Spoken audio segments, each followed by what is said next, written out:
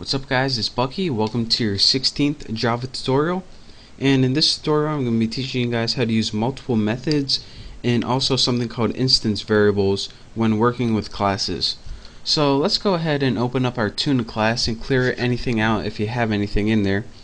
And let's go ahead, and the first thing I want to do is make a new variable called private string and just put girl name, because we're going to be making a program in this tutorial to output the name of our first girlfriend.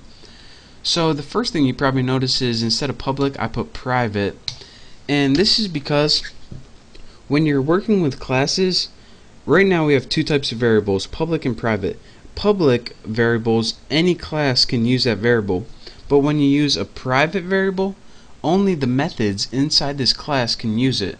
So the methods that we're about to build can manipulate and change and also access this variable. If we were in another class like this one over here, it couldn't use this variable in this class. So private means private inside this class. Only the methods can use it inside this class. So let's go ahead and make some methods. The first method I want to make is public void set name. And what this is going to do is set the name of whatever we put into it into the variable girl name. So of course we need a parameter string name. So now we have two variables, name and girl name. So let's go ahead and add some instruction for this method. We're going to put girl name is equal to name, and that's all we need for this method. And what this is going to do is this: whenever we use this method in our main program, whatever we put in for the argument for this method, all it's going to do is make sure girl name is equal to name. So it's pretty much just putting girl name equal to whatever you typed in. Next, let's go ahead and make a method to access that. So let's go ahead and put public string, and this is the return type. Let me show you guys in a second. Again, we know public means access anywhere. The second thing after this is return type. And whatever your method does, it may or may not return something.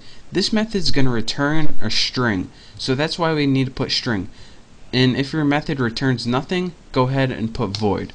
So now let's go ahead in our method body, let's go put return girl name. That's all it does is return girl name, which was made up here. Next, let's go ahead and make one last method, public void saying, and this is going to be our final output to the user. So all we need to put here is system out printf, and this is a new type of print if I didn't teach you before. What it does is take something like your make sure I'm spelling everything right. Your first girlfriend was %s, and whenever we use %s, it needs to know what string do I want to put in place of this. Well, we have a perfectly fine string right here in our get name, so let's go ahead and I won't copy that, I won't be too lazy. Get name. So it's going to say your first girlfriend was, and whatever girl name is as defined up here, that's what it's going to output. You'll see what it does later. But for now, let's go over to your apples one.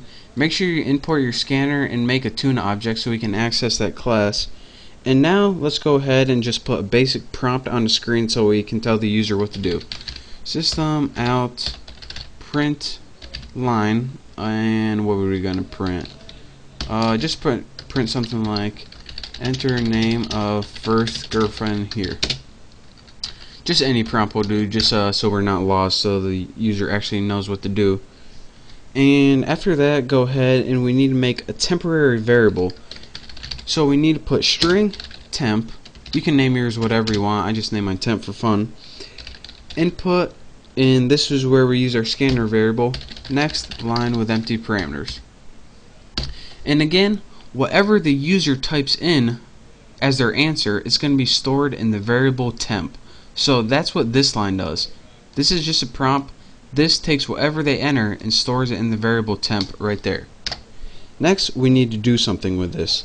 So let's go ahead and use our tuna object, and we need that to access set name. And of course, the parameters for this is going to be that temporary variable temp. So what it's going to do is take the name that they entered and set it equal to girl name right here. It's going to take it, which is name, set it equal to girl name. Now we need to do one last thing. Now that we got that name equal to girl name, all we need to do is do tuna object dot saying with empty parameters. And what this does is use the tuna object saying. What is this, you may ask? The saying just outputs on the screen your first girlfriend was, and it's going to be whatever they typed in for the name. So let's go ahead and run this, see if I got any errors. And I don't, so let's go ahead and enter the name of your first girlfriend. Mine was Kelsey. Go ahead and press enter, and it says your first GF was Kelsey, stands for girlfriend. She was a babe. So let me tell you guys what this does one last time. Import scanner, we know what all this stuff does. Enter your name. What this does is allow us to enter a name, and it's going to store it in that variable called temp. And what the next line does right here is say, alright, in your class tuna, take that variable temp and use it in the set name method. So now it takes that variable named temp, which was Kelsey, and stores it as girl name. So now girl name equals Kelsey. So it says, alright, now what? Well, next I want you to just use the saying method in the class tuna. So it says, alright, we know that girl name is equal to Kelsey now. So now we can use that saying, what you told us to do right here, and just your first girlfriend was Kelsey. And again, if you don't know what printf does, then check out my C tutorials and I go over this. This is the common print function in the language C. Also, you can use it in Java, but this is just another way to print, so don't let it confuse you. So that is how you use instance variables and multiple methods.